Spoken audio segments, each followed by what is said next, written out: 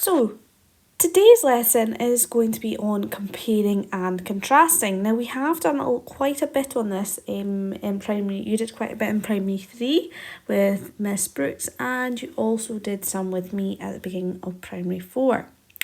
So, when we're comparing and contrasting, we are finding two similarities between two items or two things or two people. And when we're contrasting, we're finding the differences between those two items or those two people. So if we think about an apple and a pear to begin with, what are the similarities between an apple and a pear? I want you to pause this video now and see how many you can think of. So yes, a similarity might be that they are both fruit. Okay, so that might be something that you thought of. They are fruit. They both have pips in them. They are healthy.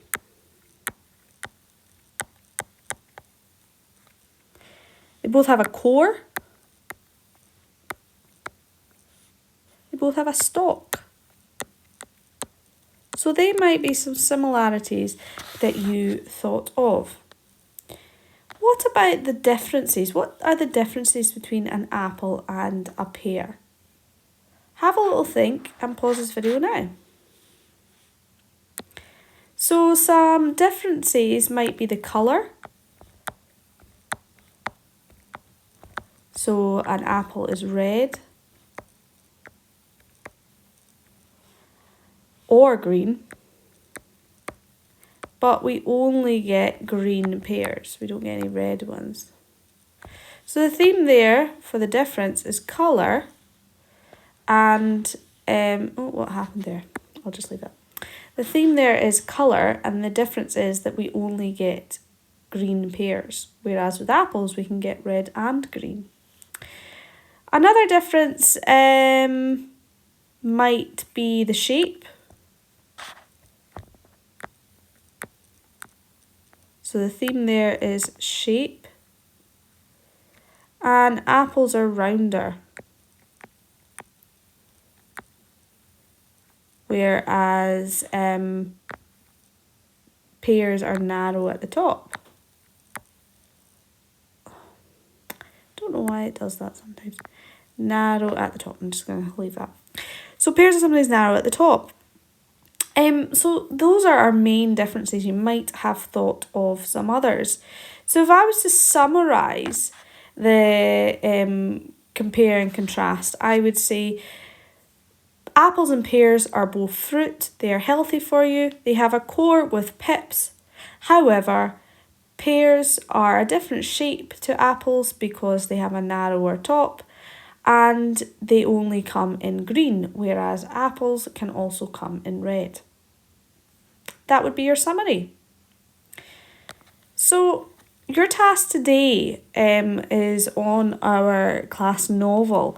Now, the reason I gave you this task is because this is quite a common thing that happens in stories. Characters will change and evolve as the story goes on. So it's important to reflect on that. One of the main examples is quite often in movies and books, there may be a character that you see as quite nasty, quite mean, and then as the story goes on, they do things throughout the story that might be kind or helpful, and you change your opinion of them and you think, oh, actually, I quite like them now. So what we're focusing on today is Finn. So you're going to compare and contrast Finn at the beginning. So Finn in chapter 1, so that's what you'll write at the top. And then Finn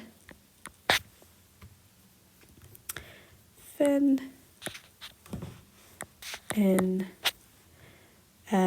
chapter 9. So that is what you are, the two items, I suppose, that you are comparing and contrasting. So the first thing you're going to do is to identify the similarities. Well, the similarities you can come up with is maybe his personality. Is there anything that's still the same in his personality? Well, I would say that he's still a little bit quiet. So not like the leader of the gang, as I suppose. So a little bit. Oh. He's quieter, I would say, than the rest of the gang.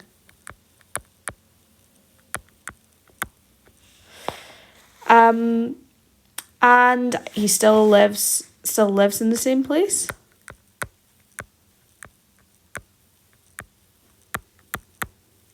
Oh. Still lives in Stromhead.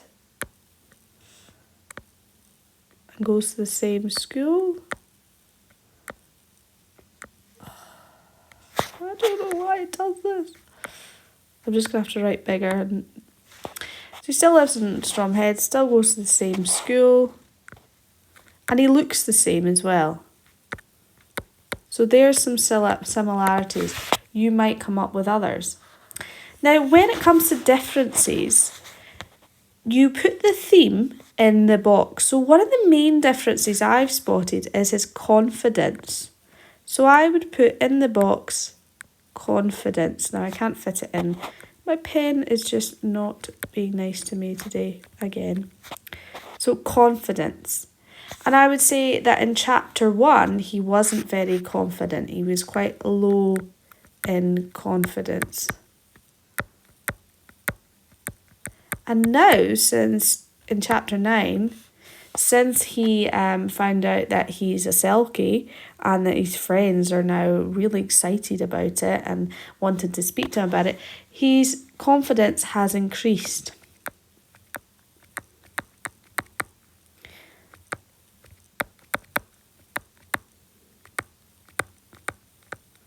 So what other themes have you noticed that there's a difference in Finn? See if you can think of some others.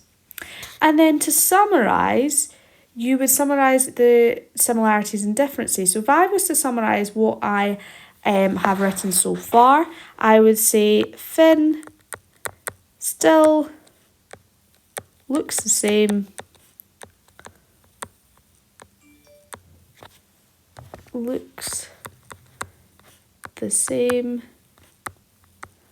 And lives in Stromhead, and lives in Stromhead.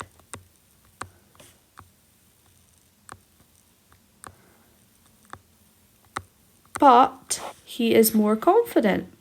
I'm not going to be able to fit that on, I don't think. But yeah, you'd write, but he is more confident.